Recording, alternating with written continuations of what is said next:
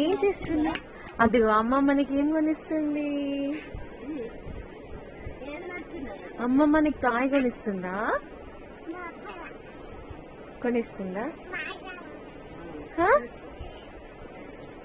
అమ్మ ఒకసారి చూడు. మేము అమ్మానికి బొమ్మ కొనిస్తున్నావా? ఇగో మరి వాడికి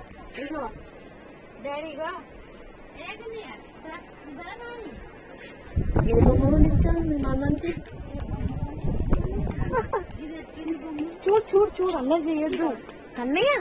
come come come come come.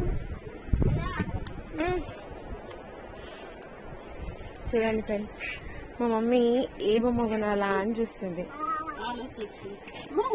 పడిపోతూ